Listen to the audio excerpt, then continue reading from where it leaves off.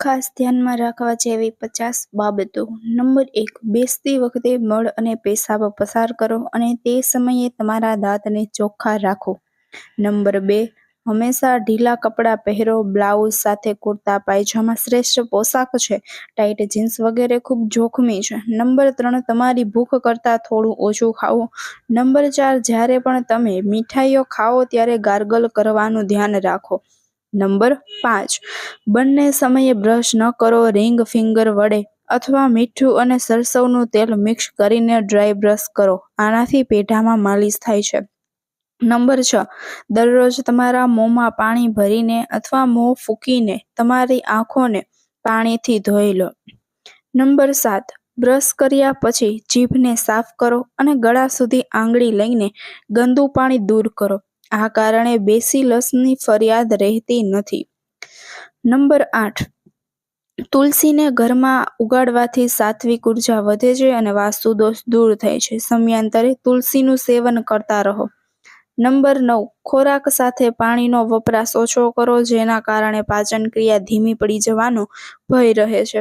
Number 10, ખોરાકને સરળ બનાવો અને તેને પ્રસાદ તરીકે સ્વીકારો. તેને શાંતિથી, આનંદથી અને નચિંતપણે ખાઓ અને તેને સારી રીતે ચાવો. જમતી વખતે વાત ન કરવી કે હસવું નહીં. એકાગ્ર મનથી જ ભોજન કરવું જોઈએ. નંબર 11, ખોરાક પૌષ્ટિક અને તમામ જરૂરી તત્વોથી ભરપૂર હોવો જોઈએ. નંબર 12, મીઠાઈઓ, વાનગીઓ, ગ્રીસ અને વધુ પડતા મસાલાનો ઉપયોગ ટાળો. નંબર 13, સૂવાનો, જાગવાનો અને ખાવાનો સમય નિશ્ચિત કરો અને દરેક સમયે સ્વચ્છતાનું ધ્યાન રાખો. નંબર 14, વધતી ઉંમર સાથે જો મનમાં એવો અહેસાસ થાય કે હું વૃદ્ધ થઈ રહ્યો છું, તો આ હેતુને લીધે વ્યક્તિ ઝડપથી વૃદ્ધ થવા લાગે છે. નંબર 15, શરીરનું વજન વધવા ન દો. નંબર 16, ગુસ્સો, ચિંતા, તણાવ, ભય, ગભરાટ, ચીડિયાપણું, ઈર્ષ્યા વગેરે જેવી લાગણીઓ વૃદ્ધાવસ્થાને આમંત્રણ આપે છે. હંમેશા ખુશ રહેવાનો પ્રયત્ન કરો. ઉત્સાહ, સંયમ, સંતુલન, ક્ષમતા, સંતોષ અને પ્રેમની માનસિક લાગણીઓ દરેક ક્ષણે ત્યાં રહેવી જોઈએ. નંબર 17, મનમાં રોગની લાગણી જ રોગોને વધારે છે. સ્વાસ્થ્યની અનુભૂતિ સ્વાસ્થ્ય વધે છે. તેથી દિવસભર હું સ્વસ્થ છું એવી લાગણીમાં રહો. ભવિષ્યમાં મને કોઈ રોગ નહીં થશે એવી શંકા તમારા મનમાં ન લાવો. નંબર 18, ધૂમ્રપાન, આલ્કોહોલિક પીણા, જરદા, ગુટકા, કોકા-કોલા, પેપ્સી વગેરે જેવા હળવા પીણા અને દારૂ વગેરે સંપૂર્ણપણે છોડી દો. નંબર 19, આમળાનો ઉપયોગ કરો. આ એક ખૂબ જ ઉચ્ચ ગુણવત્તાવાળું હેલ્ધી કેમિકલ છે. નંબર 20, પર્યાપ્ત માત્રામાં પાણી પીવો, નહીતર તમે ડિહાઇડ્રેશનનો શિકાર બની શકો છો. નંબર 21, ખોરાક ખાધા પછી તરત જ ઊંઘશો નહીં, ન તો દિવસ દરમિયાન કે રાત્રે. 22, જમ્યા પછી વજ્રાસનમાં બેસવું ખૂબ જ ફાયદાકારક છે. નંબર 23, જમ્યા પછી દૂધ પીવું સારું છે. આ પેટની આગને તીવ્ર બનાવે છે અને પાચનમાં મદદ કરે છે. નંબર 24, સવારે સૂર્યોદય સમયે ભગવાન સવિતાને પ્રણામ કરો અને સારા સ્વાસ્થ્ય માટે પ્રાર્થના કરો અને ગાયત્રી મંત્રનો પાઠ કરો. આનાથી સૂર્ય સ્નાન થાય છે. સર્વાઇકલ વગેરે જેવા જ્ઞાનતંતુઓનો રોગ નથી થતો. નંબર 25, સૂર્યોદય સમયે મહત્વપૂર્ણ હવા વધુ ગીચ બને છે. તે સમયે ઊંડો શ્વાસ લેતી વખતે ખુલ્લામાં વોક કરો અથવા પ્રાણાયામ કરો. તેનાથી શક્તિ વધે છે અને સુખ વધે છે. નંબર 26, ખોરાકને શાંતિથી ચાવીને અને તેનો સ્વાદ લઈને ખાઓ. જો ખોરાકમાં રસ હોય તો તે શરીરને લાગે છે, નહીં તો તે ખાય છે અને પીવે છે અને નકામો બની જાય છે અને પચાવવાની મહેનત ખરાબ થઈ જાય છે. નંબર 27, મોર્નિંગ વોક પછી ભૂખ સારી લાગે છે. આ સમયે પૌષ્ટિક ખોરાકનું સેવન કરો. ફણગાવેલા અનાજ, ભીની મગફળી, આમળા અથવા તેમાંથી બનાવેલ કોઈ પણ પદાર્થ, નારંગી કે મોસંબી રસ એ સારા નાસ્તાનો ભાગ છે. નંબર 28, બેસતી વખતે હંમેશા ધીમે ધીમે પાણી પીવું, તરત જ તેને ગળવું નહીં. નંબર 29, 3 સફેદ ઝેરનો ઉપયોગ ઓછો કરો. સફેદ મીઠું, સફેદ ખાંડ અને સફેદ લોટ. નંબર 30, દરરોજ અમુક શારીરિક કાર્ય, કસરત અથવા રમતગમત કરો. તેનાથી માંસપેશીઓ મજબૂત રહે છે, હૃદય અને આંતરડાના સ્નાયુઓ સરળતાથી કામ કરે છે. નંબર 31, ઘરમાં ઓછામાં ઓછી વસ્તુઓ રેફ્રિજરેટરમાં રાખવાનો પ્રયાસ કરો. જૂના બારીક લોટ અને શાકભાજીનો ઉપયોગ સાંધાના દુખાવાને આમંત્રણ આપે છે. નંબર 32, અઠવાડિયામાં એક દિવસ મીઠું અથવા ખાંડ છોડી દો અને અસ્વાદ ઉપવાસ કરો.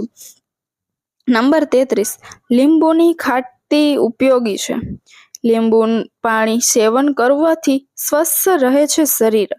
34, ફળો અને શાકભાજીમાં ઝીંકની પૂરતી માત્રા હોય છે, તેનો ઉપયોગ ફાયદાકારક છે. નંબર 35, ક્યારેક પલાળેલી બદામ અને અખરોટનું સેવન કરો, જેના કારણે સાંધાઓની ગ્રીસ અને મજબૂતાઈ જળવાઈ રહે છે, જે સ્વાસ્થ્ય માટે ખૂબ જ જરૂરી છે.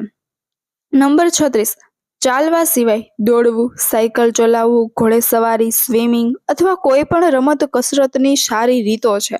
મહિલાઓ ઘરના કામો જેમ કે ચક્કી પીસવી, કપાસ કાંતવી, દોરડું કૂદવું, પાણી ભરવું, ઝાડુ મારવું વગેરે કરીને પણ સારી કસરત મેળવી શકે છે. દરરોજ થોડો સમય નાના બાળકો સાથે 10-15 મિનિટ ખુલીને હસવું અને રમવું જોઈએ. નંબર 37, લીમડો પહેરેલો ગિલોય ઘરમાં કે નજીકમાં ઉગાડવો અને તેને ઉકાળીને અઠવાડિયામાં 15 દિવસે 1-2 વાર સવારે પીવો. ગિલોય શરીરને સ્વસ્થ અને ફિટ રાખે છે, લીવર સરળતાથી કામ કરે છે. નંબર 38, થોડા જૂના ઘઉં અને ચોખાનો ઉપયોગ કરો. નંબર 29, લોટને બ્રાન સાથે ખાઓ. જો શક્ય હોય તો તેને હાથથી પીસીને ખાવો. જવ, ઘઉં, ચણા, સોયાબીનમાંથી બનાવેલ મીઠી રોટલીનો લોટ સરળતાથી સુપાચ્ય અને પૌષ્ટિક હોય છે. પોષણના દ્રષ્ટિકોણથી લીલા શાકભાજી, પાલક, મેથી, બથુઆ વગેરે જેવા પાંદડાવાળા શાકભાજી ઉમેરીને રોટલી તૈયાર કરો અને ખાઓ. પોરીજ ખીચડીમાં પાંદડાવાળા અને લીલા શાકભાજી ઉમેરીને પોષણ વધારી શકાય છે. વનસ્પતિ સૂપનું નિયમિત સેવન પૌષ્ટિક અને હળવા આહારનો સારો ભાગ બની શકે છે. નંબર 40, વ્યક્તિએ એવા ખોરાક ખાવાથી દૂર રહેવું જોઈએ જે પ્રકૃતિ વિરુદ્ધ, હવામાન વિરુદ્ધ અને શરીર વિરુદ્ધ હોય. ખોરાક ખૂબ ગરમ કે ખૂબ ઠંડો ન હોવો જોઈએ. વાસી ખોરાક ટાળવો જોઈએ. નંબર 41, અઠવાડિયામાં એક દિવસ ઉપવાસ કરવો પણ જરૂરી છે. તે દિવસે ખોરાકનું સેવન ન કરો, માત્ર અમુક ફળોના જ્યુસનું સેવન કરો. આનાથી આપણું સ્વાસ્થ્ય સારું રહે છે અને પેટ સંબંધિત રોગોથી બચે છે. નંબર 42, જમ્યા પછી તરત સૂવું એ ઘણા લોકોને આમંત્રણ આપે છે. 43, સૂવાનું 3 કલાક પહેલા રાત્રિ ભોજન કરો. જો તમારે રાત્રે ફળ અથવા દૂધ લેવું હોય તો જમ્યાના 1 કલાક પછી લો. નંબર 44, જો તમને શરદી હોય તો જમણા નસકોરા વડે શ્વાસ લો, 1 મિનિટ રાહ જુઓ અને રણ જાપ કરો. આવું 2 વાર કરો, તેનાથી શરીર દવા વગર ગાયબ થઈ જશે. નંબર 45, સૂતા પહેલા તમારા હાથ પગ ધોઈ લો અને તમારા મનપસંદ ભગવાનને યાદ કરીને સૂઈ જાઓ. સૌપ્રથમ જાગીને સૂઈ જાઓ અને 10 શ્વાસ લો. પછી તમારી જમણી બાજુ સૂઈ જાઓ અને 6 ઊંડા શ્વાસ લો. પછી તમારી ડાબી બાજુ સૂઈ જાઓ.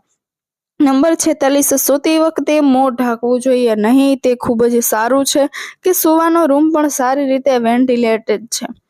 47, સૂતા પહેલા સંગીત સાંભળવો પણ ફાયદાકારક છે. 48, જો તમારે સ્વસ્થ રહેવું હોય તો તમારે દારૂ, ધૂમ્રપાન અને ખરાબ વ્યસનોથી દૂર રહેવું જોઈએ. 49, દિવસ દરમિયાન સૂવાથી હોજરીનો આગ ધીમો પડી જાય છે, જેના કારણે શરીરમાં ભારેપણું, શરીર ભંગાણ, ઉબકા, માથાનો દુખાવો, હૃદયમાં ભારેપણું વગેરે જેવા લક્ષણો જોવા મળે છે. નંબર 50, સૂતા પહેલા નવશેકા પાણીથી પગ ધોવામાં આવે તો ઊંઘ ખૂબ જ સારી રીતે આવે છે. ધન્યવાદ. ફરી મળીશું નવા વિડીયોમાં.